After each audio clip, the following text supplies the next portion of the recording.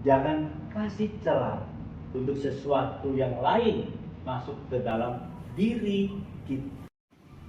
Saudara-saudari, di mana saja berada, Shalom. 2 minggu yang lalu, tepatnya hari Sabtu, saya biasa makan jam 6, tapi kali ini lewat jam 7 baru makan, ya. Lalu setelah makan, saya duduk di sofa. Beberapa lama kemudian perut kerasa kencang. Saya pikir ada apa ya? Ini pasti masuk angin. Lalu saya teringat tadi telat makan. Ya pantasanlah masuk angin. Tubuh saya ada ruang kosong. Ruang kosong itu celah bagi angin untuk masuk ke dalam tubuh saya. Nah, ada celah angin masuk ke dalam tubuh saya. Begitu juga kehidupan kita di dalam Tuhan. Jangan kasih celah untuk sesuatu yang lain masuk ke dalam diri kita. Bukankah manusia diciptakan segambar dan serupa dengan Allah? Apa artinya? Artinya yang pertama, kita mewarisi sifat-sifat Allah. Sifat-sifat Allah itu loh ada dalam diri manusia. Seperti apa? Kasih, adil, pemurah, ya, dan lain-lain sebagainya. Yang kedua, ada roh yang ingin terhubung dengan Allah. Blaise Pascal, saudara-saudari masih ingat siapa Blaise Pascal itu? Dia seorang ahli matematika, seorang ahli fisika, seorang biolog, dan seorang filsafat. Dia mengatakan di dalam diri manusia ada ruang kosong yang hanya bisa diisi melalui relasi dengan Allah di dalam Yesus Kristus. Pada waktu kita percaya Yesus, Allah mengisi ruang kosong itu melalui Roh Kudus. Roh Kudus itu adalah Allah yang mengisi ruang kosong itu, sehingga kita perlu berrelasi dengan Allah. Seperti apa cara kita berrelasi dengan Allah? Melalui doa, baca Alkitab, dan bersekutu, berkomunitas dengan saudara-saudara seiman. Ketika kita mengabaikan doa, mengabaikan baca Alkitab, mengabaikan bersekutu, ada sesuatu yang kita rasakan tidak terpenuhi, ya. Nah, dalam keadaan seperti itu, iblis bisa menggoda kita. Iblis, ya, tidak bisa masuk lagi ke dalam ruang hati kita karena sudah diisi oleh Roh Kudus. Tapi iblis masih bisa membuka sehingga ada celah. Melalui apa? Melalui godaan, ya. Iblis bisa menggoda perasaan kita sehingga perasaan kita kadang-kadang bisa dikuasai dengan amarah. Perasaan kita bisa dikuasai oleh kepahitan, kebencian, ya. Nah, itulah godaan yang iblis munculkan, ya.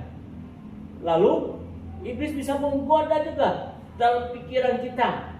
Pikiran kita bisa tiba-tiba muncul pikiran yang jahat, pikiran yang cabul, ya. Atau melalui tindakan kita bisa digoda di dalam tindakan untuk melakukan tindakan kasar kepada orang lain, untuk memukul orang lain, bahkan membunuh orang lain. Nah, itulah cara iblis menggoda kita. Nah, itulah iblis mencoba membuka celah untuk masuk ke dalam ruang hati kita yang dikuasai oleh iblis. Lalu bagaimana kita bisa mengatasi godaan itu? Nah, melalui relasi dengan Allah, kita bisa mengatasi godaan itu. Kita perlu doa, kita perlu baca Alkitab, kita perlu bersekutu. Sehingga ketika godaan itu datang, kita sanggup melawannya. Kita bisa menang atas godaan. Kita bisa lepas dalam godaan. Bagaimana kehidupan saudara-saudari selama ini? Apakah godaan-godaan sering muncul? Dan jangan beri celah untuk iblis mengambil celah, ya, ruang hati kita. Ruang hati kita sudah dikuasai oleh Roh Kudus. Biarkan Roh Kudus yang bertahta dalam kehidupan kita. Jangan kasih celah bagi iblis. Kalau iblis masuk sedikit saja dalam celah itu, ya, iblis bisa masuk melalui perasaan kepahitan. Kalau kita terus hidup dalam kepahitan, kita membiarkan kepahitan itu ada, nah iblis mulai membuka celah ruang kosong itu.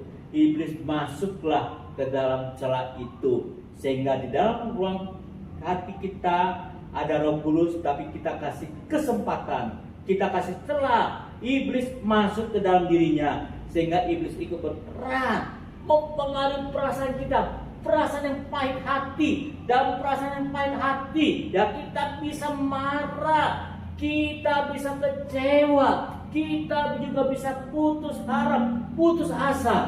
Maka tidak heran ada orang yang mengaku dirinya Kristen, tapi akhirnya mengakhiri hidupnya dia bunuh diri. Nah, itulah kalau kita membuka celah.